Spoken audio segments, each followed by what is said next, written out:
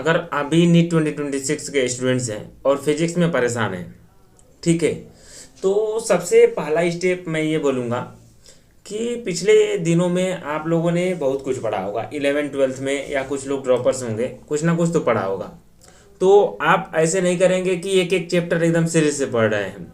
आपको उस हिसाब से पढ़ना है कि वेटेज हिसाब से पढ़ना, आपको वेटेज के हिसाब से पढ़ाई करना है या कह लीजिए कि प्रिपरेशन करना है, यदि आप नीट 2026 में सिलेक्शन चाहते हैं तो दोस्तों मैं केवल आपको 4 चैप्टर बताऊंगा फिजिक्स का, ठीक है, और उस चैप्टर को आपको तैयार करने में महज कुछ ही दिन लगेंगे और बहुत कम मेहनत में, समझ रहे हो, और बहुत कम प्रैक्टिस में इन चैप्टर पे आप पकड़ बना सकते हैं, या कह लो कि इन चैप्टर को आप रेडी कर सकते हैं।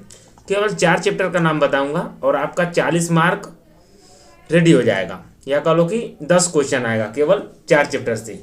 तो चलिए जान लेते हैं कि वो 4 चैप्टर कौन से हैं। कौन कौन से हैं।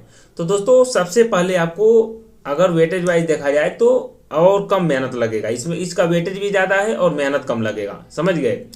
तो आप मॉडर्न फिजिक्स रेडी करो। मॉडर्न फिजिक्स से 4 क्वेश्चन आता है हर साल नियर अबाउट, कभी कभी एक क्वेश्चन कम हो गया तो हो गया, 3 से 4 क्वेश्चन हर साल आता है मॉडर्न फिजिक्स का।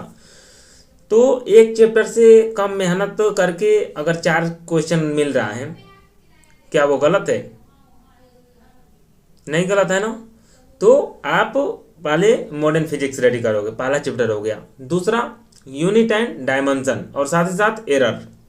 यूनिट, डायमेंशन और एरर, इसको भी थोड़ा सा महज मेहनत करना है और इससे भी एक क्वेश्चन आपको देखने को मिल जाएगा।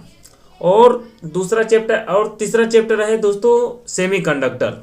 सेमीकंडक्टर से आप एकदम फिक्स मान के चलो कि 2 क्वेश्चन आता ही आता है, एक थियोरेटिकल आएगा लगभग और एक लॉजिक गेट वगैरह पे आ जाता है। तो सेमीकंडक्टर से भी 2 क्वेश्चन मान सकते हो, ठीक है। और मोस्ट इम्पॉर्टेंट और कॉन्सेप्चुअल चैप्टर काइनेमेटिक्स में 1D और 2D दोनों देख लेना, ठीक है, बिल्कुल अच्छे से, कम मेहनत में थोड़ा कॉन्सेप्चुअल तरीके से पढ़ना इसको, और आप देखेंगे कि आपके एग्जाम में 2 से 3 क्वेश्चन इससे भी मिल जाएगा।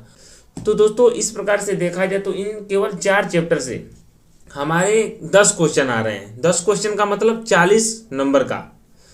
तो सबसे पहले मैं आपसे कहना चाहूँगा कि अगर नीट 2026 में आप ही पार्टिसिपेट अगर करने वाले हैं तो सबसे पहले इन 4 चैप्टर को रेडी कर लो, कम मेहनत में ज़्यादा नंबर लाओ।